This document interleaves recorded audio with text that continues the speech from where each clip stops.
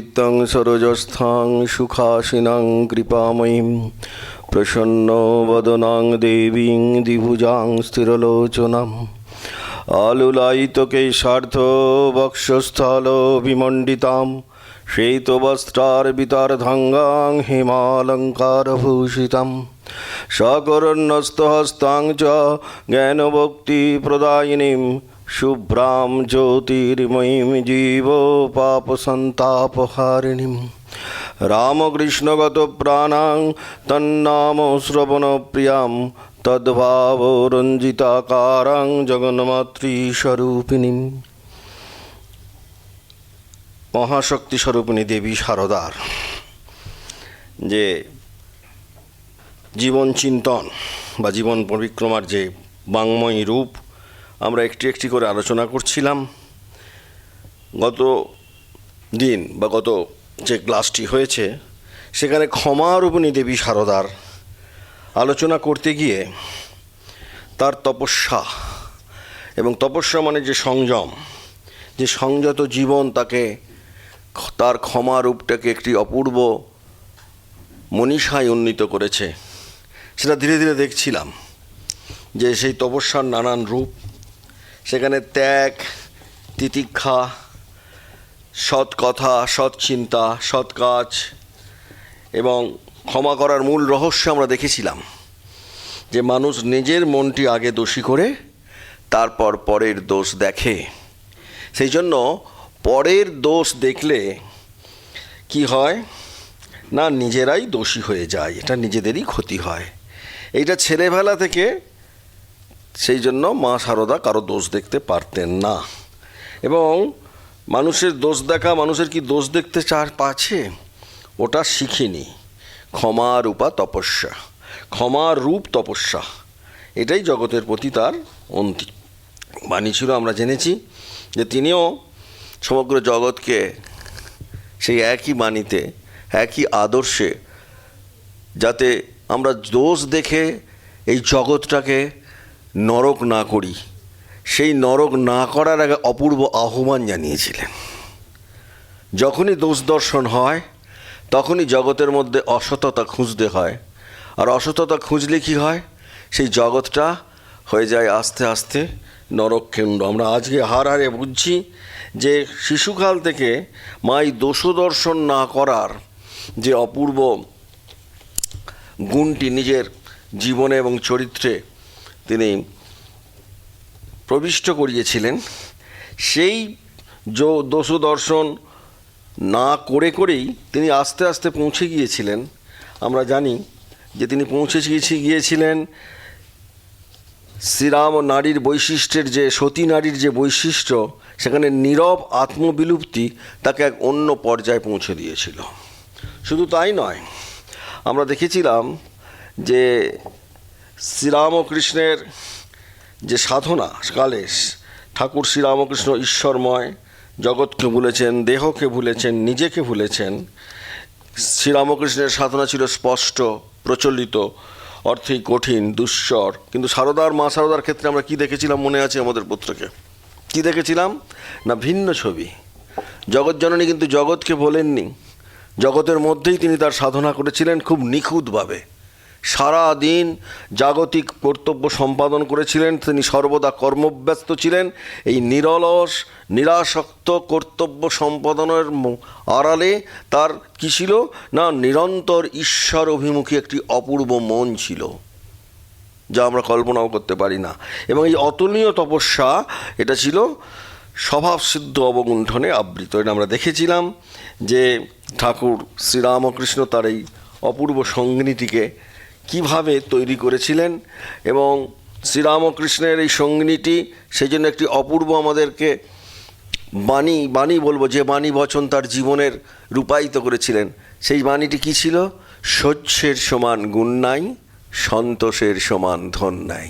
Greatest capital of the ওয়ার্ল্ডকে তিনি নাম দিয়েছিলেন। কোনো জমি কিনে রাখা নয়, কোনো গাড়ি না, কোনো হুন্ডি না, কোনো ফিক্সড ডিপোজিট নয়। তিনি বলেছিলেন সন্তোষ। যার সন্তোষ আছে তার মতো ধন, মূলধন পৃথিবীতে আর কারুর নেই। এটা মা ঘোষণা করেছিলেন যে সন্তোষের সমান ধন নেই।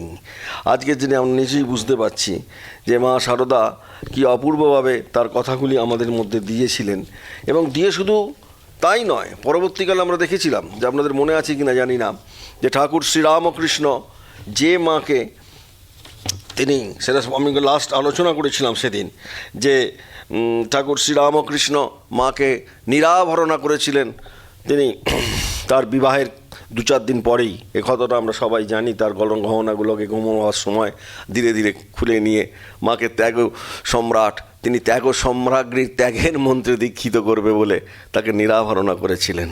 কিন্তু সেই ঠাকুর, আমরা কতদিনে দেখেছিলাম, সেই ঠাকুর যখন লক্ষ্মীনারায়ণ মারোয়ারি ঠাকুরকে 10,000 টাকা দিতে এলো, ঠাকুর না নিয়ে মাকে নেবার জন্য পাঠিয়েছিলেন। শ্রীরামকৃষ্ণকে অপূর্ব একটি প্রত্যুত্তর দিয়েছিলেন এই ক্ষমারূপা তপস্বিনী মা সারদা।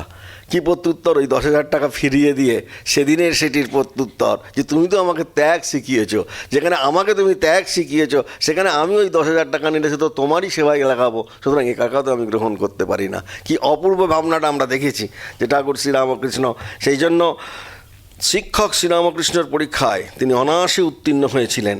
সারদা দেখিয়েছিলেন তিনিও স্বামীর মতো ত্যাগটাকে নিজের জীবনের ভূষণ করতে পেরেছেন। যদিও তিনি ঘোর সংসারী ছিলেন, যদিও তিনি সমস্ত মানুষকে নিয়ে সংসারে চলছিলেন, কিন্তু ত্যাগই ছিল তার ভূষণ। এটা মা সারদা প্রমাণ করেছিলেন ঠাকুর শ্রীরামকৃষ্ণের পরীক্ষার সামনে। সেই জন্য এই রকমই অপূর্ব ত্যাগ ব্রতী, যে আমি যে তপস্যার কথা বলছিলাম, যে শ্রীরামকৃষ্ণকে সাধারণ 10টি মানুষের জন্য যে দীর্ঘকাল আমরা রোগযন্ত্রণা ভোগ করতে হয়েছে, সেই জন্য অসুস্থ শ্রীরামকৃষ্ণ শ্যামপুকুরে এসেছেন, কাশীপুরে এসেছেন, কিন্তু সেখানেও কি গেছেন? যখন ঠাকুর শ্রীরামকৃষ্ণ গেছেন সেখানেও মা সারদা গেছেন, আর সেখানেও চলেছে একটি নীরব তপস্যার অদ্ভুত সাধনা। কারণ স্যার অন্য অধ্যায়, কেন সেখানে মানসিক দৃঢ়তার প্রকাশ তার অতুলনীয় ছিল। দক্ষিণেশ্বরে অত মানুষের মধ্যে খাজাঞ্চি মশাই বলছিলেন, মনে আছে? হ্যাঁ, শুনেছি ওনার একজন থাকে, কিন্তু তাকে কোনোদিন চোখে দেখিনি। এতখানি নিজেকে অবলুপ্তি ঘটিয়েছিলেন। এবং এখানে শ্যামপুকুর এবং কাশীপুরের বাড়িতেও মাকে আত্মগোপন করে, আপনারা শ্যামপুকুরে যাবেন, ওই জায়গাটা কোনো মানুষ থাকতে পারে বলে মনে হয় না, যে ছোট্ট ওই সিঁড়ির যে ছোট্ট ঘরটি, সেখানে মা 3খানি ঘরের মধ্যে যে ভক্তদের স্থান সংকুলন হতো বলে তিনি কোথায় থাকতেন? স্নানাদি সেরে ওপরে ছোট্ট একটুখানি যে চাতাল, সেখানে গিয়ে আশ্রয় নিতেন এবং সেখানেই ঠাকুরের রান্না করতেন, সেখানেই তার দিনমান কাটত। প্রয়োজন মতো নিচে এসে তিনি শ্রীরামকৃষ্ণের সেবা করতেন, কিন্তু বাকি সময় ওই চাতালে, যেখানে ভালো করে হাত পা ছড়ানো যায় না, সেখানে একা একা থাকেন। আর গভীর রাতে যখন সকলে ঘুমিয়ে পড়তো, তখন মা নিচের ঘরে এসে একটু হাত পা ছাড়তেন। একটা ক্ষোভ, একটা বিরক্তি, কোনো বাক্য আমরা মায়ের মুখে পাইনি, তাই না?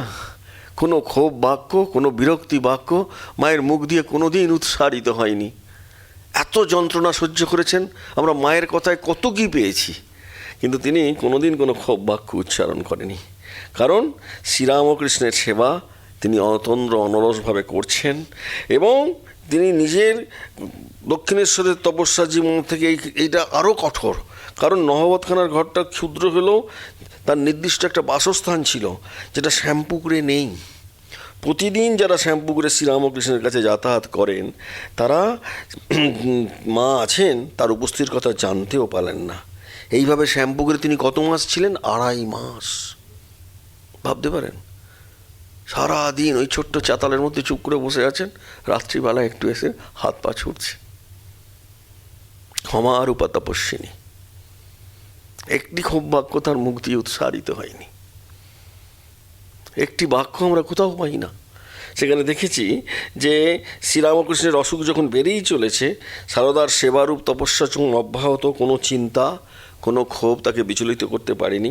তাই নিজ দায়িত্ব এবং কর্তব্য সম্পর্কে তিনি বিশেষ সজাগ ছিলেন, এবং সব সময় সত্যের প্রতি লক্ষ্য রেখে স্থির নীরবে হাসি মুখে সহ্য করছেন। এবং এই সহ্যকে তিনি নাম দিয়েছিলেন সহ্যের সমান গুণ নেই, যেটা আমি একটু আগে বললাম, সন্তোষের সমান ধন নেই। এই গুণ এবং ধন তাকে কি করেছে, শ্রীরামকৃষ্ণ মহাপ্রয়াণের যখন মুহূর্ত হলো তার মধ্যেও তাকে দেখেছিলাম যে অপূর্ব একটি সহিষ্ণুতা, ধৈর্য এবং সহ্য করার একটি ঘটনা তার মধ্যে দেখেছে, এবং এটাই ছিল তার তপস্যালব্ধ আত্মসংযমের নিদর্শন। কারণ দারিদ্র্যের সঙ্গে অর্থাভাবের সঙ্গে সারদার পরিচয় আশৈশব। আপনারা জানেন কতখানি তিনি দরিদ্র পরিবারে জন্মগ্রহণ করেছিলেন, এবং দারিদ্র্যজনিত যে তপস্যায় সেটাতে তিনি যথাযথ প্রতিষ্ঠিতই ছিলেন, এবং সহজাত ত্যাগ বৈরাগ্যের গুণে সংসারের সকল অসুবিধাকে অগ্রাহ্য করতে মা ছিলেন সদাই অভ্যস্ত। তাই রানী রসমণির তহবল থেকে যখন ঠাকুরের শরীর গেল তখন কি হলো, যে তহবল থেকে কত টাকা আসতো, 7 টাকা। সেই 7 টাকা করে আসে। তিরোধানের পরে রামলাল এবং এরা কিছু একটা বলে কি করলো, ওই 7টি টাকা আসা বন্ধ করে দিলে। তখন মা নির্বিকার চিত্তে, দেখুন তপস্যা কাকে বলে, কোনো দোষ নেই, কারা বন্ধ করলো তাদের কাছে যাওয়াও নেই, আর তাদের কাছে গিয়ে হাত পাতাও নেই দক্ষিণেশ্বরের কাছে। দক্ষিণেশ্বরের কর্তব্য যে কেন আমাকে দেবে না, যে আমরা যখন এখন ডিম্যান্ড করি যে আমার স্বামী মারা গেছে তাহলে তার এটা তো আমি পাবো, কেন পাবো না, কি আমরা পেনশনের জন্য করি না? মা কিচ্ছু করলেন না। মা কি করলেন, এমন ঠাকুর চলে গেছেন, আমি টাকা নিয়ে আর কি করব। দেখলেন তো, ত্যাগ সম্রাজ্ঞী কেন বলি মাকে আমরা, টাকা নিয়ে কি করব, এমন ঠাকুরই চলে গেছেন। মানে চিরজীবনের মধ্যে তিনি যে সম্পদকে অক্ষয় করে রেখেছেন, সঞ্চিত করে রেখেছেন আপন তপস্যা বলে, বাইরের যত আঘাতই থাকুক তাকে ক্ষয় করা যায় না। মায়ের এই আনন্দের পূর্ণ ঘট বিরাজ করছে, সেই আনন্দের ঘটটা বিন্দুমাত্র ওই 7 টাকা বন্ধ করে কিছুতেই সেই আনন্দকে নিরানন্দ করা গেল না। ঠাকুরই চলে গেলেন, আমি টাকা নিয়ে কি করব। তাই বাইরের কোনো আঘাতে ক্ষয় হলো না। আমরা তারপর জানি যে আরও মায়ের কষ্ট বাড়ল। মা এলেন কামার পুকুরে, তপস্যার এক অধ্যায় শুরু হলো।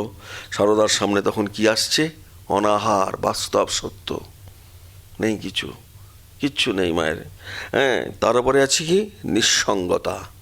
তারা পার্টিশান তুলে দিয়েছে, তুই চলে গেছে, মা একা থাকছেন। রামলাল দাদা এরা সব পূজারি হয়েছে, লক্ষ্মী দিদি এরা সব দক্ষিণেশ্বরে চলে এসছে, আর মা একা রয়েছেন কোথায়, কামার পুকুরে। একবার নিরলস, আবার নিঃসঙ্গ মা। ওই যে বলছিলাম তপস্যার কথা, ক্ষমার উপর তপস্বিনী মা আমার। তাই এই যে সারদা কিন্তু অবিচল, আগের মতোই নীরব, আর তার এই যে তপস্যা কারুর গোচরে আসেনি। তাই পরবর্তীকালে স্বামী শারদানন্দজি বলছেন, আমাদের এটা ধারণা ছিল না, মার নুনটুকুও জোটে না, আমরা জানতুম না যে মা যা রাজেশ্বরী, যে মা আজ কত পড়ছেন, তাই তিনি যে নুনটুকুও পান না এটা আমরা জানতুম না। বারবার বলছেন তিনি নুনটুকুও পান না, এটা আমরা জানতাম না। শুধু যে জানতাম না তা না, কারো কাছে তাকে শ্রীরামকৃষ্ণ বলেছিলেন, তুমি যখন থাকবে কারো কাছে একটা পয়সার জন্য চিত হাত করো না। এত মা ঠাকুরের ভক্ত, তারা সব অনেকেই সম্পন্ন, কারুর কাছে তিনি একটি পয়সার জন্য চিত হাত করেননি। অর্থাৎ শ্রীরামকৃষ্ণের এই যে শিক্ষা, তাকে ব্যবহারিক রূপ দিয়েছিলেন মা সারদা অত কষ্টের সময় তার জীবনে। আমরা দেখেছি যে তিনি তপস্বিনী বলে এটা সম্ভব হয়েছিল। উপদেশ তো প্রচুর আছে, কিন্তু সেগুলোকে ব্যবহারিক জীবনে যখন আমরা প্রয়োগ করব তাকেই আমরা বলি তপস্যা। তাই তিনি ক্ষমার উপর তপস্বিনী নাম দেওয়া হয়েছে। সারদার জীবনের প্রতিটি কাজ, প্রতিটি কথা এবং তার প্রতিটি ব্যবহারের মধ্যে কি আছে, ত্যাগ আছে, সেবা আছে, প্রেম আছে, নিরভিমানতার প্রকাশ। ত্যাগ, সেবা, প্রেম আর নিরভিমানতার প্রকাশ দিয়ে তপস্বিনীর জীবন। এক কথায় তার তপস্বিনীর রূপটা ওইটা দিয়ে তৈরি। একাধারে তার স্বামী, গুরু, ইষ্ট শ্রীরামকৃষ্ণকে কেন্দ্র করে তার সকল তপস্যা এবং গভীর সতর্ক অনুধ্যান ছাড়া এই তপস্যার অসাধারণত্ব আমরা কেউ বুঝতে পারি না। কারণ ইনি যে ক্ষমারূপা তপস্বিনী, শুধু শ্রীরামকৃষ্ণের অবর্তমানে কামারপুকুরে যে 1 বছরের জীবন তার কঠোরতম পরীক্ষা। কত শক্তি থাকলে মানুষ এই অবস্থায় নীরব থাকে, শান্ত থাকে, স্থির থাকে, সৌম্য থাকে, স্নিগ্ধ থাকে। কারণ সারদা দেবী কেন এরম ছিলেন না, তিনি স্বয়ং ধরিত্রী। তিনি স্বয়ং ধরিত্রী, ধাত্রী। আমরা পরবর্তীকালে আসবো যে মা তার এই সহনশীলতা, নিজেই স্বয়ং ধরিত্রী। তাই কামারপুকুরে 1 বছর থাকার পরে যখন শ্যামা সুন্দরী দেবী তাকে জয়রামবাটি নিয়ে গেলেন, সারদার বাকি জীবন কেটেছিল কোথায়? না সংসারের নানা ঝঞ্ঝাটের মধ্যে। কখনো কলকাতায় থাকছেন, কখনো জয়রামবাটিতে থাকছেন। যখন কলকাতায় থেকেছেন তখন তার আশেপাশে সঙ্গিনী আছেন, সেবিকা আছেন, বয়স্ক মহিলা আছেন। তাদের মধ্যে আবার কেউ ছিল উগ্র স্বভাবা, আমি আর নাম বলছি না। জয়রামবাটিতে ভাইদের মধ্যে অনেকে ছিল, আপনারা সব জানেন, প্রত্যেকে জানেন যে সংসারে পরস্পরের মধ্যে অশান্তি, এবং সেই তার স্নেহকে কেন্দ্র করে ভাই, ভাইপো, ভাইঝি, তাদের মধ্যে ঈর্ষা, ঝগড়া, ঝাঁটি, এগুলো আমরা সবাই জানি। নীচতা, ক্ষমতা, লোভিতা, তারপরে কুটিলতা, কত সব জটিলতা। কিন্তু এসবের মধ্যে থেকেও মা এতগুলো, এদের মধ্যে থেকে এত সব নানান অপগুণ ছিল, কিন্তু মা ছিলেন কি? মা ছিলেন এর সমস্ত কিছুর ঊর্ধ্বে। মা ছিলেন স্থির, অচঞ্চল, কূটস্থ। দেখেছি চারপাশের কোনো সংকীর্ণতা, কোনো নীচতা, কোনো অশ্লীলতা মার কোনোদিন স্পর্শ করতে পারেনি। তার অসাধারণ এই যে সহিষ্ণুতার গুণে কি হয়েছিল, তিনি পারস্পরিক বিরুদ্ধ অবস্থার মধ্যে সকলকে মানিয়ে নিয়ে চলতেন। হ্যাঁ, স্বামী শারদানন্দজি বলছেন, দেখছো আমাদের একটু তো পান থেকে চুন করলে আমরা চোটে আগুন হই, কিন্তু মাকে দেখো। আজকেই আমাদের নতুন সেক্রেটারি মহারাজ একটা খুব সুন্দর কথা বলছিলেন। একজন ভক্ত মানুষ এসছেন, তিনি সেক্রেটারি মহারাজ একটা কাজে গেছেন মঠে, তো অনেকক্ষণ ধরে তিনি বসে আছেন। হ্যাঁ, তা বসে আছেন, সেক্রেটারির সঙ্গে দেখা করবেন বলে সেক্রেটারি মহারাজ সেই 1:45 নাগাদ এসছেন। হ্যাঁ, সে আবার খেপে বোম, এতক্ষণ ধরে আমি বসে আছি, না দিয়েছে চা, না দিয়েছে কিছু, পান থেকে চুন খুললেই যেন আশ্রমে এসছে চা কফি খেতে। হ্যাঁ, সেটি মাস খুব রসি আজকে বলছিলেন। আমি তাই ভাবলাম যে ভক্তরা সর্বদা আমরা এক্সপেক্ট করছি, না দিয়েছে চা, হ্যাঁ আমি এতক্ষণ বসে আছি, কি ভাবলো। হ্যাঁ, তারপরে আরও বড় বড় সব সাধুদের নাম করছেন। আমি এটাই এই জন্যই বলছি, পান থেকে চুন খসলেই আমি বসে আছি, আমি জানেন আমি কে, এইটা আমাদের কিন্তু খুব আছে। হ্যাঁ, আমি বসে আছি, আমাকে দেখলো না। হ্যাঁ, আমাকে দেখলো না, আমি কে জানে না। হ্যাঁ, দেখিয়ে দেবো আমি। এই যে আমি কে, এই জানাটা, এই জন্য তারা চোটে আগুন। কিন্তু মা কিন্তু বলছেন, ভাইয়েরা কী কাণ্ড করছে। আমরা প্রতিনিয়ত দেখছি মানুষ খেপে যাচ্ছে, অথচ তিনি তেমনটি আছেন, ধীর স্থির। শঙ্করাচার্য বিবেক চূড়ামৃতে সংজ্ঞা দিয়েছেন, আপনারাও পড়েছেন, কি সহনং সর্বদুঃখানাম অপ্রতিকারপূর্বকম চিন্তা বিলপরহিতং সা তিতিক্ষা নিগদ্যতে। সমস্ত দুঃখ কষ্টকে যদি অপ্রতিকারপূর্বক আমরা সহ্য করতে পারি, শুধু তাই নয়, মনে মনেও কোনো উদ্বেগ প্রকাশ করতে পারবে না, তাহলেই সেই যে দুঃখ প্রকাশ যদি না করা হয়, তার নাম দেয়া হয়েছে কি? তিতিক্ষা। মনে মনে আমি পূর্বারম্ভ করছি, এটাকে কিছু বললাম না, ওটা হবে না। মনেও যেন কিছু না থাকে। আর এই তিতিক্ষা ছিল আমাদের মায়ের সারা জীবনের সঙ্গী। আমরা দেখেছি যে এই তিতিক্ষা শ্রীরামকৃষ্ণ তিরোধানের পরে সারদা ভক্তদের সঙ্গে কিছুদিন তীর্থে যখন পরিভ্রমণ করছেন, বৃন্দাবনের গভীর তপস্যায় তার দিন কাটছে।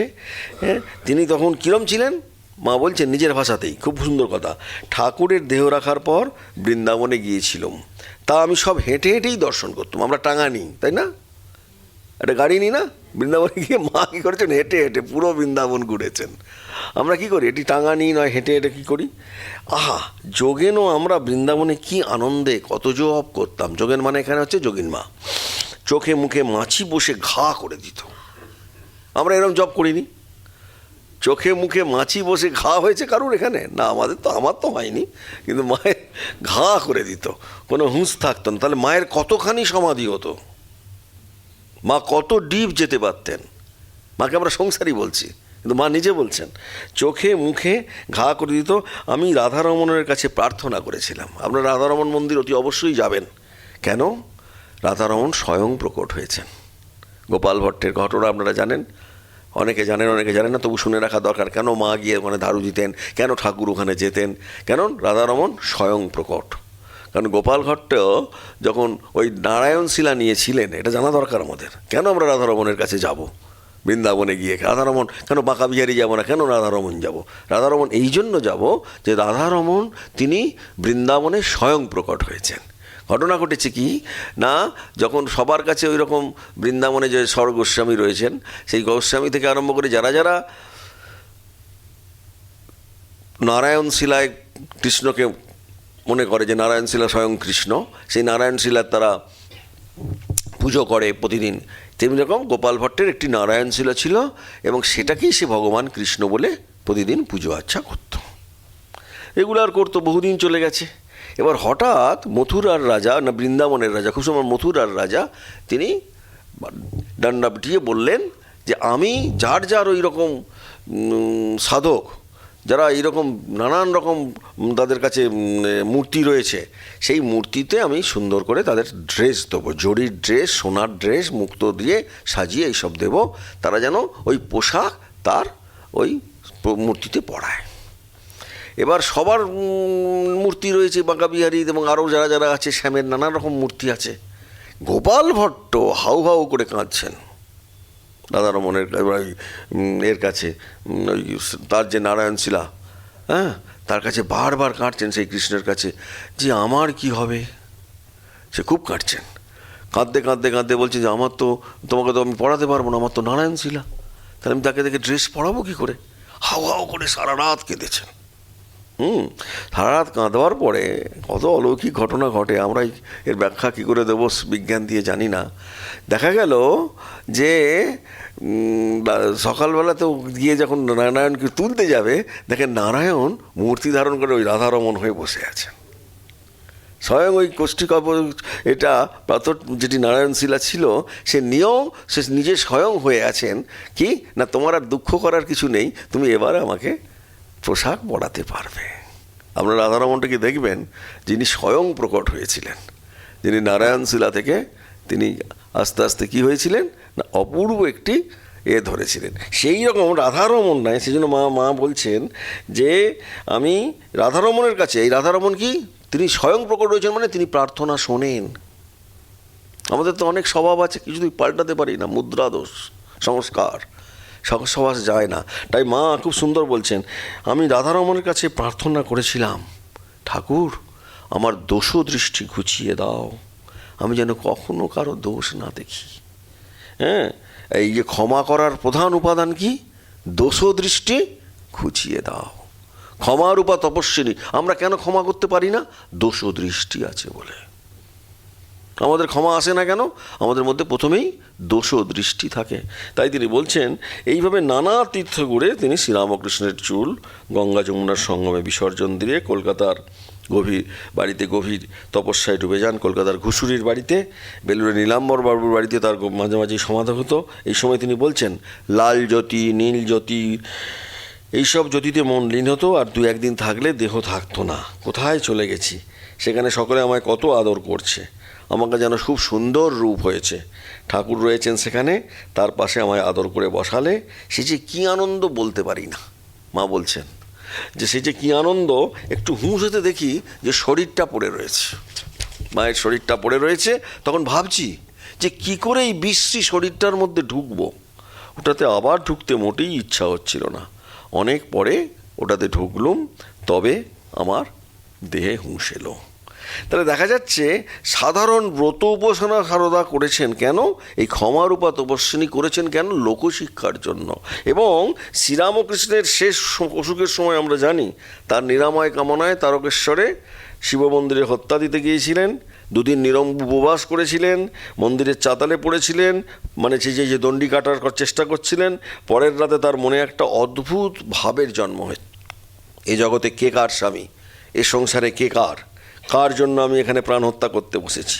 বিধাতা তার সব মায়া কাটিয়ে এমনি বৈরাগ্য এনে দিলেন যে সারদা সেই রাতে উঠেই এক গণ্ডুষ জল মুখে দিয়ে উপবাস ভঙ্গ করলেন, এবং উপবাস ভঙ্গ করলেন, চলেও এলেন, কারণ শ্রীরামকৃষ্ণের আরোগ্য কামনায় তার যে ব্রত করার কথা ছিল সেটা তিনি করলেন না। এবং সেখানেও সেইটাও তিনি সহ্য করে নিয়ে তিরোধানের পরে একটি সাধুর নির্দেশে, আমরা জানি সেখানে ঠাকুরের শরীর যাবার পরে তিনি পঞ্চতপা ব্রত করেছিলেন। সেটা তো আমরা জানি কি, যে পঞ্চতপা করে কেন না, আগুনে শরীর তার ঝলসে গিয়েছিল, রং কালো হয়ে গিয়েছিল। আর তপস্যার অহংকার হচ্ছে ত্যাগ ও তপস্যা, হয়তো সবচেয়ে কঠিন তপস্যা, সারদা সেই তপস্যাতেও সিদ্ধ হয়েছিলেন। কিন্তু এখন প্রশ্ন আমাদের যে এত কিছু করছেন, পঞ্চতপা টপা, নিজে যখন বলছে, কেউ যদি বলে পঞ্চতপা করেছেন ঠাকুমা, অত কঠিন তপস্যাটাকে বলছে না না ওসব মেয়েলি, যেন ব্রত সবাই যেন সাধারণ ব্রত, ওটা পঞ্চতপায় আমরা কেউ করতে পারবো? কেউ পারবো না। ওই মাথার ওপরে সূর্য আর চারদিকে চারটে আগুন নিয়ে সারাদিন বসে আমরা কেউ পারবো না। কিন্তু মা এটাকে মেয়েলি বলে, যতই তিনি এটাকে কম গুরুত্বপূর্ণ মনে করুন, কিন্তু এই কঠোর ব্রতটি পালন করেছেন তার কারণ তিনি নিজে বলেছেন আমাদের তপস্যা দরকার। পার্বতী শিবের জন্য তপস্যা করেছিলেন, তবে এসব করার লোকের জন্য, নইলে লোকে বলবে কই সাধারণের মতো খায় দায়। এইভাবে প্রচলিত প্রথায় তপস্যার জীবন দেখার জন্যেই আজন্ম তপস্বিনী সারদা তিনি আনুষ্ঠানিকভাবে কৃচ্ছ সাধনের তপস্যাও করছিলেন। সেই জন্য সারদা লোকপ্রচলিত রীতি, প্রথা এবং সংস্কারকে উপেক্ষা করছেন না। ঠাকুর শ্রীরামকৃষ্ণের মতো তিনিও কোনো কিছু ভাঙতে আসেননি, সব কিছুকে মেনে নিয়ে সব কিছুর মধ্যে তিনি সামঞ্জস্য স্থাপন করেছেন। শ্রীরামকৃষ্ণ বলেছিলেন যে, এবং চেয়েওছিলেন যে মা সারদা সকলকে জ্ঞান দেবে, সেই জন্যই তো তার আশা। এবং শ্রীরামকৃষ্ণের কথাই সত্য হলো, সারদার জীবনে একটা নতুন অধ্যায় শুরু হলো। কি? এক নতুন তপস্যা। এই এত তপস্যার পরে তিনি একটি নতুন অধ্যায় শুরু হলো। কি তপস্যা? আত্মগোপন করেছিলেন, এবারে তিনি জননী হয়ে আত্মপ্রকাশ করছেন এবং তাদের জাগতিক পারত্রিক সমস্ত ভার গ্রহণ করছেন। এই তপস্যা সন্তানদের জন্য তপস্যা। ত্যাগী ছেলেদের কল্যাণ কামনায় অহরহ তার প্রার্থনা। আমরা জানি যাতে তাদের মাথা গোজবার একটা ঠাঁই হয়, যেখানে তারা প্রেমসূত্রে বদ্ধ হয়ে একসঙ্গে থাকবেন, আর সংসারপ্রাপ্ত মানুষ তাদের সংস্পর্শে এসে শীতল হবে। সেটা এইটা কার প্রার্থনার ফলে এলো? এই মা সারদার প্রার্থনার পরে এই নবযুগের ধর্মসংঘ গড়ে উঠল। মা সারদার চোখের জলে গড়ে উঠল। নিজেই বলেছিলেন, এর জন্য যেখানে যা ঠাকুরের কাছে কত কেঁদেছি, প্রার্থনা করেছি, তবে তো আজ তার কৃপায় মঠ টট যা কিছু। একবার যোগীমা বলছেন, দেখো তোমরা মঠের যতই করো, ইনি তোমাদের নোড়াটা, শিলটা, যেখানে যে পাথর আর গাছ পেয়েছেন, সবার কাছে একবার করে প্রার্থনা করছেন, ঠাকুর ওদের একটা মাথা গোজার ঠাঁই দাও, ঠাকুর ওদের একটা মাথা গোজার ঠাঁই দাও। সর্বদা মা প্রার্থনা করে গেছেন। তার মানে এই কেন্দ্রমূলে থেকে এই সংঘকে সুপ্রতিষ্ঠিত করে সুপরিচালিত করবার জন্য তিনি ছিলেন সদা সতর্ক। এবং ত্যাগের সাধনা, সেবার সাধনা, ক্ষমার সাধনা আর নিয়মনিষ্ঠার প্রতি লক্ষ্য রেখে যাতে এই সংঘ, মা শ্রীরামকৃষ্ণ সংঘ যাতে সুপ্রতিষ্ঠিত হতে পারে, সেই দিকে শ্রীশ্রীমার ছিল সজাগ দৃষ্টি। সেই জন্য সংঘজননী রূপে সকল সন্তানের মঙ্গল কামনার মধ্যে দিয়ে তার সাধনা অব্যাহত চলে। তিনি একই সঙ্গে ঠাকুরের কাছে বারবার প্রার্থনা করতেন, ঠাকুর আমার আমিত্ব যেন না আসে। আমাকে একজন আজকেই এক ভক্ত প্রশ্ন করছিল, মা বাসনা যায় না কেন? মানে আমিত্ব যায় না বলে। বারবার আমার সংসার, এটা ঠাকুরের সংসার, তো আপনি ভাবতে পারছেন না। আমিত্ব যখন যাবে, বাসনাও চলে যাবে। আমাদের আমিত্ব আসে বলে বাসনা হয়। তাই সঙ্গজননী নন, তিনি মুষ্টিমেয় ত্যাগী সন্তান, যারা তার ভাষায় দেবশিশু। তিনি তার সন্তানদের বলতেন দেবের আরাধ্য ধন। তাদেরই তো জননী নন শুধু, যারা ত্যাগ করতে পারেনি বা ত্যাগ করতে শেখেনি, তাদেরও কিন্তু তিনি জননী। এবং তাই বিশ্বজননী হয়ে তিনি শরণাগতের ভার গ্রহণ করেছেন। সেই জন্য লোক দেখানো, সন্তানের সুখের জন্য, পরিতৃপ্তির জন্য যে কোনো শারীরিক কষ্ট মায়ের কাছে তুচ্ছ। সেই জন্য এই যে এত তপস্যা কেন করেছেন? ওই লোক দেখানো নয়, স্বার্থ কলঙ্কিত নয়, নীরব স্নেহ স্নিগ্ধ সেবা মা আমাদের দিয়েছেন। শুধু তাই নয়, তিনি কেবল লোককল্যাণের জন্য সেবা, তাই এখন গুরুরূপে সকল সন্তানের সেবা করে যাচ্ছেন। সেই জন্য সেবককে বলছেন, একজন খুব দুঃখী, মানে মদ টদ খায়, দুঃখী মানুষ, খুব কষ্ট পায়। তিনি তাকে বলছেন, তুই দুঃখী মানুষের কত ব্যথা, বড় হলে বুঝবি, তুই তো মানুষ। ঠিক এই সুন্দর কথাটা, দুঃখী মানুষের কত ব্যথা। যারা আমরা দুঃখ পাই, সেই ব্যথাটা মা শরীরই হয়ে উপলব্ধি করে বলছেন, দুঃখী মানুষের কত ব্যথা, তুই তো মানুষ, মা হলে বুঝবি। এই জন্য সন্তানের কল্যাণে, সন্তানের তৃপ্তিতে তার তৃপ্তি।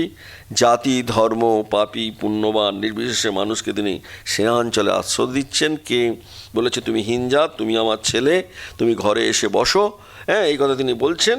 হ্যাঁ, আমি সকল সেবার মধ্যে তিনি বারবার এটাও বলছেন যে শরীরটা তো যাবেই, তবু এদের হোক। এই যে এইটাই আমরা মাকে দেখছি। কি দেখছি না,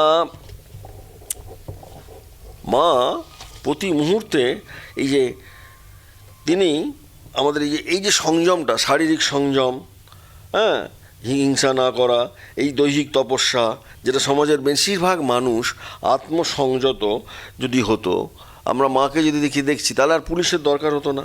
শহরের মহল্লায় এত থানা, এত পুলিশ কেন? তার কারণ কি? আমরা অনেকেই অসংযমী, দুষ্টু, তাই লোকের আধিক্য। তাই সমাজকে শোধন করার কি সঠিক রাস্তা কি? যেসব তপস্যার কথা আমরা এতক্ষণ ধরে করছি, অভ্যাস করছি, যেটা যদি আমরা নিজেরা করি তাহলে কী হবে? তখন বাহ্য নিয়ন্ত্রণের অতটা দরকার হয় না।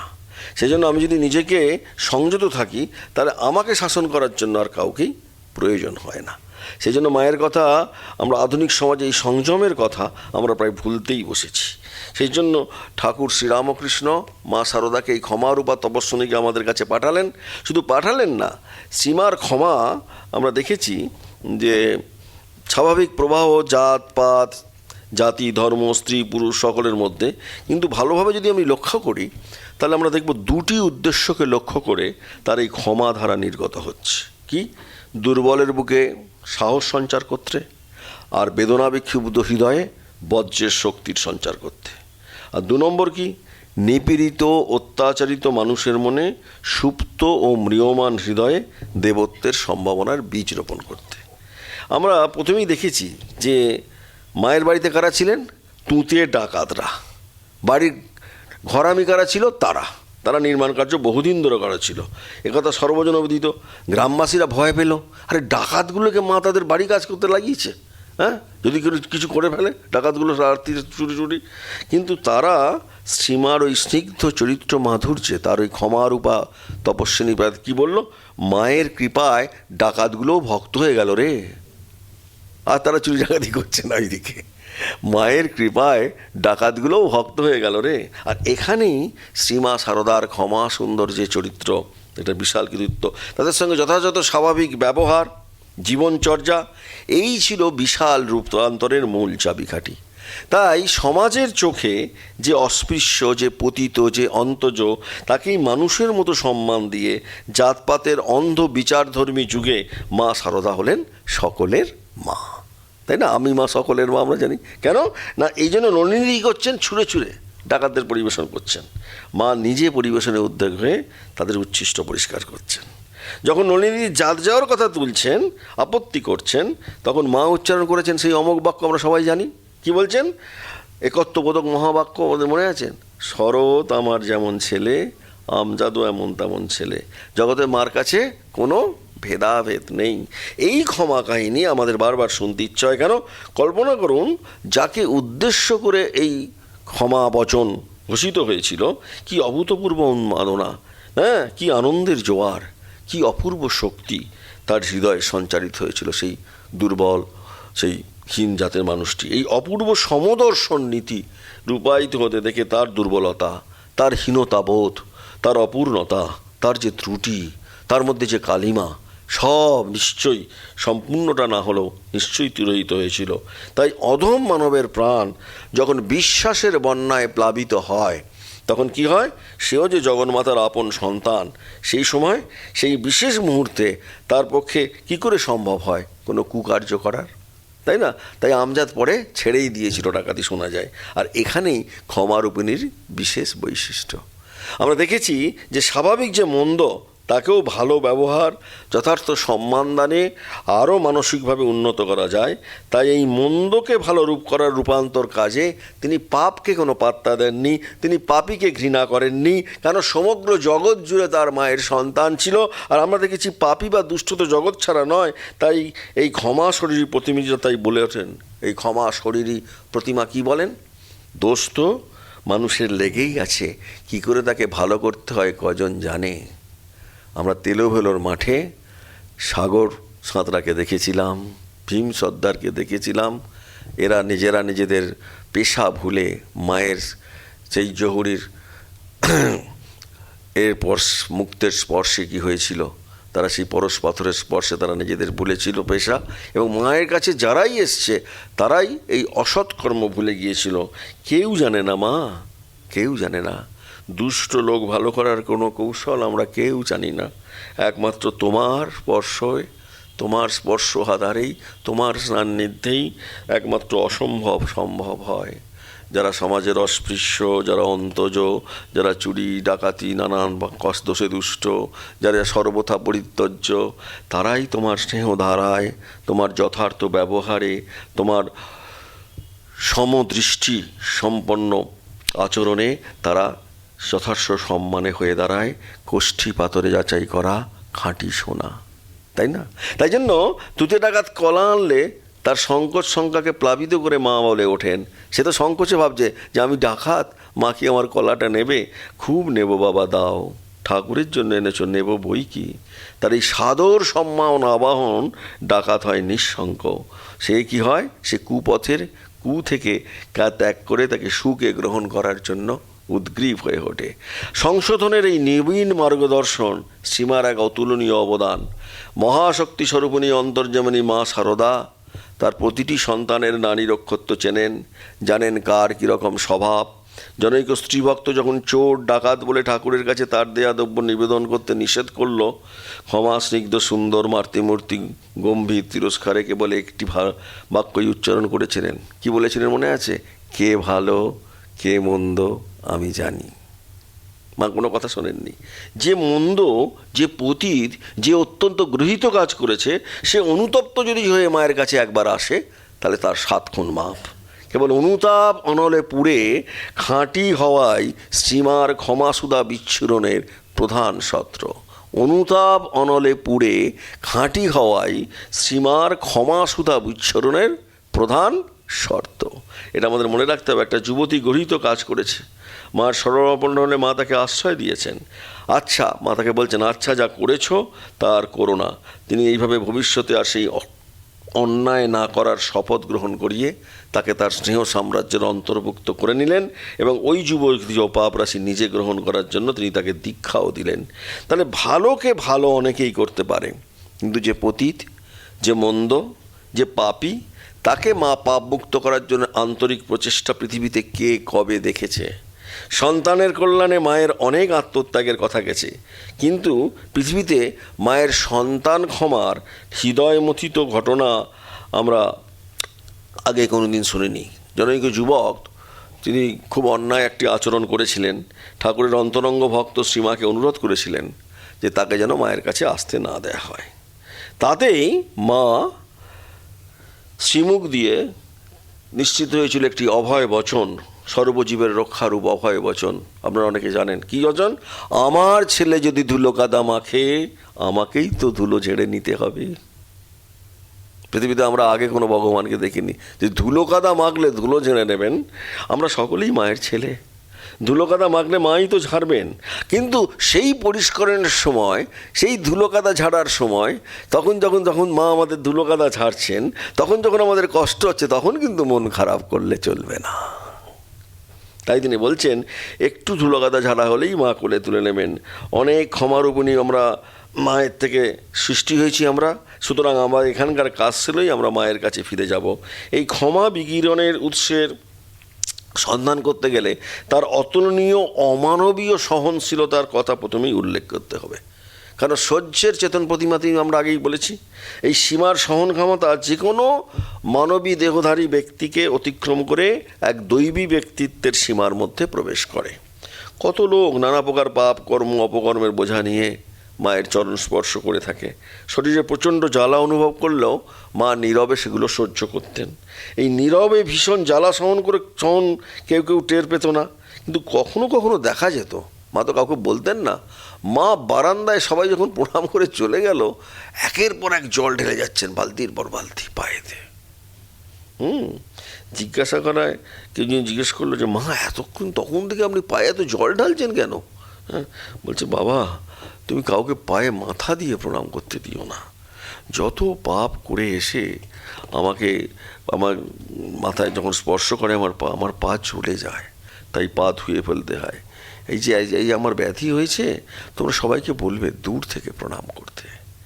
দেহের জ্বালায় অতিষ্ঠ হয়ে করুণারূপিণী কথা বলে ওঠেন, পরক্ষণেই সন্তানদের প্রণাম বন্ধ হয়ে যেতে পারে এটা যদি বাইরে যায়, তাই মাতৃচরণ সান্নিধ্য থেকে যদি বঞ্চিত হয়ে যাবে, প্রণাম যদি বন্ধ হয়ে যায়, তাহলে তারা তো মায়ের সান্নিধ্য পাবে না। তাই শঙ্কিত হয়ে বলছে, বাবা এই কথাটা কিন্তু শরৎকে বলো না, তাহলে প্রণাম বন্ধ করে দেবে।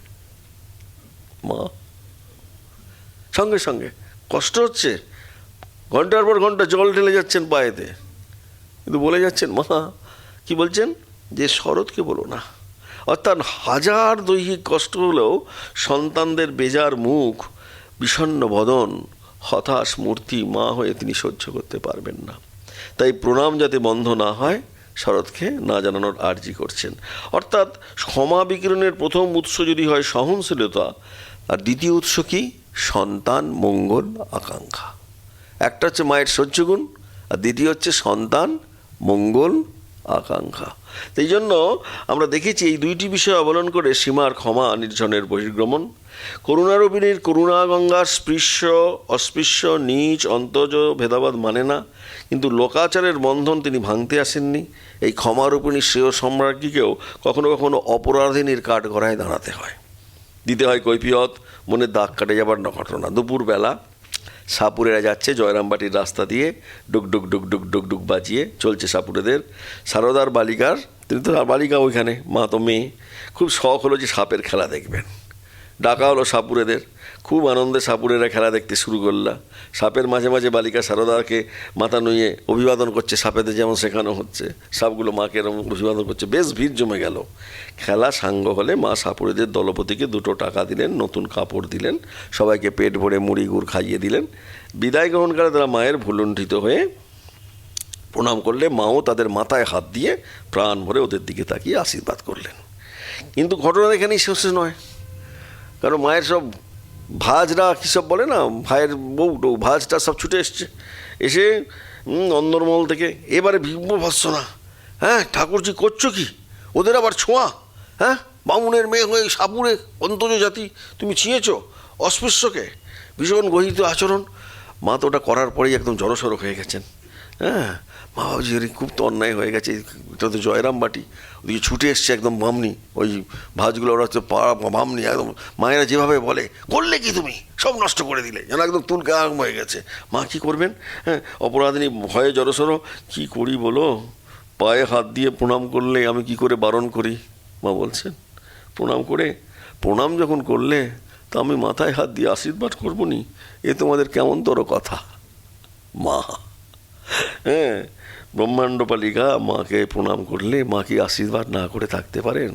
আমি বলি না আপনাদের যে কোনো সমস্যা হলে মার কাছে যান, কেন ছায়া কায়া সমান, আর মা আপনাকে আশীর্বাদ করবেনি। কারণ প্রণাম করলেই এই ব্রহ্মাণ্ডপালিকা মা আমাদের আশীর্বাদ করেন। শুধু আশীর্বাদ করেন না, এবং দেশ জাতি কর্তৃ বর্ণ কোনো ভেদই মায়ের এই আশীর্বাণীর বর্ষণের প্রতিবন্ধক হতে পারে না। মা জানেন কে ভালো কে মন্দ।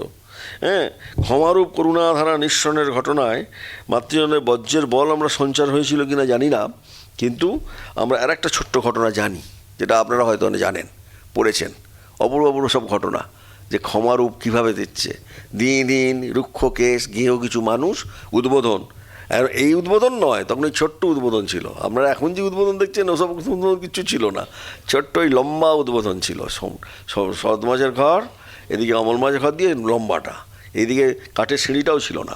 মায়ের বাড়ির সামনের মাঠে জড়ো হয়ে মায়ের ঘরের ও শুধুমাত্র দোতলার এই যেটা আমরা উঠি শুনি দিয়ে ওই সিঁড়িটি ছিল। এক দৃষ্টি তাকিয়ে আছেন, কোন দূর গ্রাম থেকে ওরা এসছে কে জানে, কালীঘাট দর্শন, কারণ ওরা ওই দোতলাতে মা আছেন শুনেছে, এক দৃষ্টি তাকিয়ে আছেন, কালীঘাট দর্শন করেছেন, গঙ্গা স্নান করেছেন, করে একদম সরাসরি মায়ের বাড়িতে এসে গেছে। কে জানে কার কাছে শুনেছে যে এ বাড়িতে একজন মা আছেন, ভাগ্যে থাকলে তাদের দর্শন হয়ে যাবে, এই মাকে দর্শন করলে নাকি বহুগুণ পুণ্য, এটাও শুনেছেন ওরা। পাড়াগে মানুষ তাই বেশ বা শহরে মানুষের মধ্যে ধর্ষণ নয়, গায়ে পায়ে কাদা ময়লা জামা, তাই সাহস করে বাড়ির মধ্যে প্রবেশ করতে পারেনি। কেবল মায়ের ওই ঘরের দিকে দোতলা থেকে যতটুকু দেখা যাচ্ছে তারা দর্শন আকাঙ্ক্ষায় দাঁড়িয়ে আছে। এখন যেমন গ্রিল টিল ছিল, ওখানে তখন গ্রিল ছিল না, শুধুমাত্র ওই রেলিংটুকু ছিল। কি একটা কাজে স্বয়ং শ্রীমা রাস্তার দিকে দোতলার বারান্দাতে এসেছিলেন। ব্যাস, মাকে দেখতে পেয়েই ওই দুপুরবেলা ওই বিশাল বাহিনীর মধ্যে যেন সারা পড়ে গেল। সকলে একসঙ্গে চেঁচাচ্ছে, মা গো, আমরা বহু দূর দেশ থেকে এসেছি, ওগো মা জগজ্জননী, দয়া করে কি দর্শন দেবেন। দেখেই বুঝতে পেরে গেছে, ওরা অনেকক্ষণ ধরে দাঁড়িয়ে আছে, মাকে একবার দেখতে পেলে হয়। হ্যাঁ, দুপুরবেলা মা তক্ষুনি এক সেবককে বললেন, এই যাও যাও যাও, সবাইকে এখানে নিয়ে এসো। বাচ্চারা কত দূর থেকে এখানে এসে ঠায় বসে আছে। সেবকটি ওই বিশাল নোংরা অবিন্যস্ত বাহিনী দেখে একটু ভয় পেয়ে গেলেন, যে এ তো এক পঙ্গপাল। বলছে, মা গো, এরা তো এক পঙ্গপাল, আর ভারী নোংরা, আপনি ওদের ভেতরে আনতে বলছেন? সব নোংরা, গায়ে নোংরা রয়েছে। মা বলছেন, হ্যাঁ, বেদনা বধুর স্বরে তখন তুমি বলছেন, যখন সেবক বলছে, পৃথিবীর সবাইকে আমি দেখা দিচ্ছি, আর ওরা কষ্ট কষ্ট করে এরা এসেছে, এদের দেখা দেবো না? তুমি নিয়ে এসো। ওদের বাইরেটা নোংরা ঠিকই, তাতে কি হবে বাবা, ওদের ভেতরটা বড় পরিষ্কার। কিভাবে শুদ্ধ করতে হয় দেখুন, বাইরেটা নোংরা বাবা, কিন্তু ওদের ভেতরটা বড় পরিষ্কার। সঙ্গে সঙ্গে মাতৃ সেবক আজ্ঞা পালন করলেন। বিশাল বাহিনী নিয়ে যারা ঝিমিয়ে পড়েছিল, ম্রিয়মান হয়ে গিয়েছিল, তারা যেন আকাশের চাঁদ হাতে পেয়ে গেছে এই ভাবনায় আনন্দে মেতে উঠল। তারা সারিবদ্ধ হয়ে মাতৃমূর্তির চরণে প্রণাম করতে করতে দৈবী ভাবনার উৎসাহ আবেগে যেন বেসামাল হয়ে গেছিল।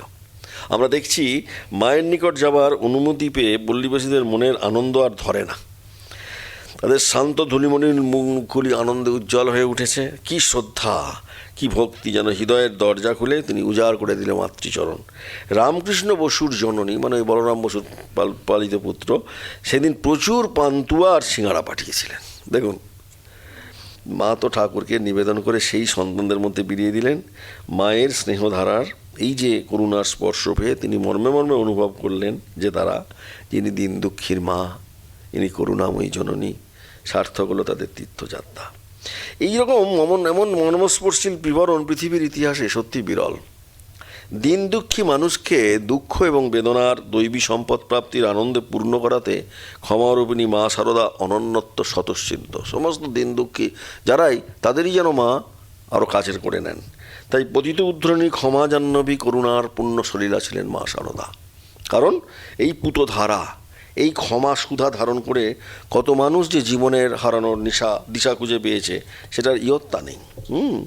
সেই জন্য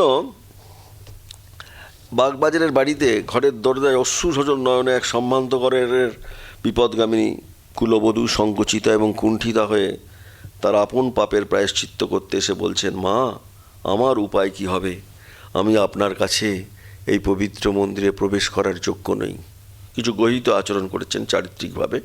তাই অনুতাপ অনলের দগ্ধ হতে হতে যে শুদ্ধত্বের পথে পাড়ি দেয়, মা অচিরেই সেই দহন জ্বালায় শান্তিরূপ ক্ষমাবাড়ি সিঞ্চন করে তাকে জ্বালামুক্ত করেন। আর এক্ষেত্রেও ঘরের দরজায় মা স্বয়ং এগিয়ে এসে মহিলাটিকে আপন পবিত্র বাহু প্রসারিত করে জড়িয়ে ধরেছেন তাকে। বলছেন, অভয় অভবান, এসো মা, ঘরে এসো। পাপ কি তা বুঝতে পেরেছ, অনুভব তো হয়েছ, এসো, আমি তোমাকে মন্ত্র দেবো, ঠাকুরের পায়ে সব অর্পণ করে দাও। ভয় কি মা? অনুতাপ অনলে কিন্তু পুড়তে হবে, চালাকি করলে হবে না, প্রতারণা করলে হবে না, সঠতা করলে হবে না। তাই তিনি বলছেন, ক্ষমা কাহিনীতে এই পতিত পাবনী পুণ্যতমা মা সারদার জীবন পরিপূর্ণ। আর এই ক্ষমা প্রার্থী মাতৃকরুণায় প্লাবিত সন্তানরা এক অদ্ভুত আত্মশক্তিতে ভরপুর হয়ে নিঃশ্রেয়স লাভকে জীবনের পরম লক্ষ্য মনে করে। তাই নিজেদের সর্বস্ব নিয়ে এক্ষেত্রেও তার ব্যতিক্রম হয়নি। এবারে স্থান কি না, জয়রামবাটি। তরুণ সেবক মায়ের কাছে বসে আসা ডাকা চিঠিগুলো, ডাক থেকে এসেছে, চিঠিগুলো পড়ে পড়ে শোনাচ্ছে। একটা চিঠির ভাষা পড়েই সেবকের মাথায় হাত। অতীত পাপ কর্মের একটা অকপট কুকার্য গাথা, অকুতভয় এক মাতৃসন্তানের ত্রুটি স্বীকারের এক অত্যাশ্চর্য দলিল সেটা। কিন্তু সেবক সন্তানও এই অপবিত্র দূষিত যে ভাষা, সেটা মাকে শোনাবে কি করে? যত উল্টোপাল্টা কাজকর্ম করেছে সেগুলো লিখেছে, সব লিখেছে কেন? মাকে অকপট স্বীকৃতি জানাচ্ছে, কনফেশন। তাই মায়ের দৃষ্টির আড়াল করে ওই বিশেষ পত্রটিকে লুকিয়ে ফেললেন। সব পত্র পড়া হয়ে গেল, শেষ রক্ষা হলো না। মা তো ঠিক দেখে ফেলেছেন, গম্ভীর স্বরে জিজ্ঞেস করছেন, ওখানে পড়লেন না কেন? মা আমাদের না, মা সত্যি মা, তার হাত থেকে কোনো রেহাই নেই। এবার তো সেবাগার পড়বার এর আবার উপায় নেই, পড়তেই হবে। তাই শুষ্ক কম্পিত কণ্ঠে উত্তর দিলেন, কি করে পড়বো মা, আপনার সামনে পড়তে পারছি না যে। অসংখ্য বলছে, কী করে পড়বো মা, আপনার সামনে এগুলো পড়তে পারছি না। অন্তর্যামিনী তিনি মহাশক্তি স্বরূপিণী, তিনি সব বুঝলেন। বুঝেছি, পড়তে হবে না, তবে তাকে এরকম করে চিঠি লিখতে বারণ করে দাও, আর ওকে আরও লিখে দাও, আগে ছিলে রাহু খেগো চাঁদ, এখন ঠাকুরের আশ্রয় এসেছ পূর্ণিমার 16 কলায় পূর্ণ, ভাবনা কিসের, ঠাকুরই সব ঠিক করে দেবেন। তাকে আশ্বাস দিলেন, আর কিছু শুনতেও চাইলেন না। আমরা কি করতাম, রসি রসি ওটা পড়তাম। কেন? দোষ দর্শন আমাদের, আমরা প্রত্যেকে রসি রসি, কি বলেছে বল না। দেখুন, মা শেখাচ্ছেন কিন্তু কোনো রকমের কুকথা আপনি শুনবেন না। এটা মায়ের অভয় বচন শুধু নয়, তিনি দেখাচ্ছেন, নিজেও পড়ে না যে জীবনে আমরা কি করেছি একটু বলেও দেখিনি বাবা, একটু চাটনির মতো খাই। এই চাটনি খাওয়া বারণ করছেন মা। আমাদের এটা খুব আছে চাটনি খাওয়া। তাই নাকি, আচ্ছা তাই নাকি, বলো তো তারপর কি হলো। মা কিন্তু শোনেনি। কেন শোনেননি? মনটা দুষ্ট হয়ে যায়। যখনই আপনি শুনবেন, আপনি আক্রান্ত হবেন, ওই দোষে দুষ্ট হবেন। শুনলেই দুষ্ট হবেন, কেন? আপনার মন অপবিত্র হবে, কারণ অপবিত্র ভাবনাকে আপনাকে বহন করতে হবে। তাই তিনি মা বারণ করছেন, এবং তিনি বারবার এটা শুধু বারণ করছেন না, তারপরে তিনি খুব সুন্দর কথা বলছেন যে যুগাবতারের লীলাসঙ্গনীর এই পরম আশ্বাস বাক্যে সকল দ্বন্দ্ব, সংঘর্ষ এবং অনিশ্চয়তার হলো অবসান। ক্ষমা সুন্দর দৃষ্টিভঙ্গিতে বিচার হলো এই কুকার্য শিকারের পরিণতি। নিজ পাপ স্বীকার করে মার কাছে আসতে পারলে আর ভাবনা নেই। ক্ষমা স্নিগ্ধ মলমের প্রলেপ লাগিয়ে মা করবেন তাকে নির্ভাবনা, দেবেন এই যুগের ভগবানের পবিত্র স্মরণ, আর নিজের দোষ ত্রুটি পাপ কীর্তি সম্মুখে স্বীকার করে পাপের প্রায়শ্চিত্ত করে সেই সন্তান হবে শুদ্ধ বুদ্ধ মুক্ত। ক্ষমারূপা তপস্বিনী নম্রতা এবং বিনয়ের যার চরিত্র অলঙ্কার, সেই ভক্তপ্রবর বলরাম বসু এই সীমাকে এই বিশেষণে ভূষিত করেছিলেন। এবং তার পুরোজীবনের কণায় কেবল বিপথে চলমান হতভাগিনীদের সুপথে আনার কল্পকাহিনী প্রচুর আছে। তাই বাক্যের সুমিষ্ট ও যথাযথ প্রয়োগে চরিত্রের এক বিশাল অধঃপতনের থেকে সুরক্ষা যে পাওয়া যায়, আমি ছোট্ট ঘটনা বলে আজকে শেষ করব। কি সেটি না, শীতের দুপুর, শ্রীমা তার সহচরীদের নিয়ে চুল শুকোতে তেতালার ছাদে বসে আছেন। ছোট্ট ছাদ, কিন্তু খুব বড় ছাদ নয়। এমন সময় ও বাড়ির তরুণীর কুলবধূ এখানেও ছাপ দিতে এসছেন। একটি কাগজ এসে উঠে তিনি নিক্ষেপ করেছেন, এবং পূর্বী কোথায় না, যে কাগজটা যাকে দেবার কথা সেখানে না পড়ে যেখানে মায়ের চুল শুকোচ্ছিল সব এরা, তাদের সামনে মায়ের সম্মুখে পড়েছে। সেটি কি না, এবারই ছেলেকে একটি প্রণয় পুটিকা লিখছে ও বাড়ির এক বৌদি। তখনকার দিনে এগুলো খুব অন্যায়, আপনারা এখন বুঝতে পারছেন না, 150 বছর আগে এটা প্রচণ্ড অন্যায় কার্য, ভাবাই যাবে না। সেই প্রণয় পুটিকাটি ওই থেকে, ওই ছাদ থেকে এই ছাদে চলে এসছে। আর পড়বি তো পর একেবারে ওই জটলার মধ্যে। কোন জটলা? যেখানে মা চুল শুকাচ্ছিলেন। যে মহিলাটি পেয়েছে সে তো নিন্দায় শতমুখর হয়ে উঠল, যেমন আমরা করি, আমরা মায়েরা তো খুবই করি। দেখেছো, নিজে নষ্ট হচ্ছে আবার অন্যকে নষ্ট করছে, বলে তাকে তার জানা গুণ আছে তার আরও কিছু তাকে দিয়ে দিলাম, বলে নানান রকমের কুটকাচারি চলছে। মা কিছুক্ষণ শুনলেন, শুনে বলে এবার তোমরা চুপ করবে, শোনো, কারুকে তোমরা কিছু করবে না, আর প্রথমে তোমরা কথা দাও বাড়িতে গিয়ে গল্প করবে না। তুমি তো এটা পাড়ায় প্রলোভিত করতে দেবে, সারা কলকাতা এক্ষুনি ছেয়ে যাবে এই কথায়। সুতরাং এটা কোথাও কাউকে আগে তোমরা কথা দাও যে কাউকে বলবে না। তোমাদের তো ওইটাই স্বভাব, জানিস বলে শুরু করবে তোমরা বাড়ি গিয়ে। এই স্বভাবে তোমরা তো সিদ্ধহস্ত, সুতরাং আগে কথা দাও। মা কিরম জানতেন, আগে কথা দাও যে কাউকে তুমি বলবেন না, এই কথা তোমাদের আগে দিতে হবে। আর তোমাদের কারোর কিচ্ছু করতে হবে না, কোনো প্রয়োজন নেই, চিরকুটখানি এখানে থাক, তোমাদের কিছু ভাবতে হবে না এই নিয়ে। মানে ওরা ভাবছিল একটা বিরাট কিছু হবে, মা কিছু বলবেন, এক্ষুনি ওকে ডেকে বকবেন, এটা কিছু হবে। মানে উত্তাল অশান্ত অম্লমধুর এই যে টকটক ঘাটার যে আলোচনাটা, ক্ষমা সুন্দর ব্যক্তিত্বে হলো নির্বাক, নীরব, শান্ত। এই হচ্ছে ব্যক্তিত্ব ক্ষমারূপ তপস্বিনীর। এবং সকলেই হলো সংযত বাক। মা বারণ করে দিয়েছে সব চুপ করে, আর কোনো কথা বলছে না। মাকে যদি রেখে যান, কেউ কাউকে আর কিছু বলছে না। ওখানে ছেদ পড়লো। 2-3 দিন পর ছাদে কাপড় শুকোতে দিতে এসে মা দেখছেন সেই তরুণী বধূটিও কাপড় শুকোতে দিতে এসেছে। ছাদের কিনারে গিয়ে স্নেহমাখা স্বরে মা বৌমাকে ডাকলেন, ওই বউটিকে। করুণ সলজ্জ দৃষ্টি নষ্ট করে সে ছাদের কিনারে মার কাছে এসে দাঁড়ালো। আঁচলে লুকানো একটা মহার্ঘ বস্তু সেই বধূর হাতে তুলে দিতে দিতে অতি সন্তর্পণে ধীরে ধীরে বলছেন, দেখো বৌমা, এই একটা চিঠি বোধহয় তোমারই লেখা। মনে হচ্ছে তোমার স্বামীকে উদ্দেশ্য করে লিখেছ। কানটা লাল হয়ে যাচ্ছে বউটার। বাতাসে উড়ে এসে এই ছাদে আমার পায়ের কাছে এসে পড়েছে দিন কয়েক আগে। আমি কি করি ভাবছি, এমন সময় তোমাকে দেখলাম। এবার তোমার জিনিস তোমায় দিয়ে দিলাম, এখন নিশ্চিন্ত। মায়ের কথার ব্যবহারটা দেখুন। কুলবধূর মাথা লজ্জায় হেঁট, কান রেট, কোনো তিরস্কার নয়, কোনো কটু বাক্য নয়, কোনো বলপ্রয়োগ নয়, কোনো প্রহার নয়, কেবল ক্ষমা, কেবল দয়া এবং স্নেহের সংমিশ্রণের অপূর্ব মিষ্টি বাক্য ব্যবহারে বিপদগামিনীকে পথের সন্ধান দিলেন ক্ষমারূপা তপস্বিনী মা শারদা। সকল বিপদ, বিরোধ, বিরূপতা এক নিমেষে তিরোহিত হলো।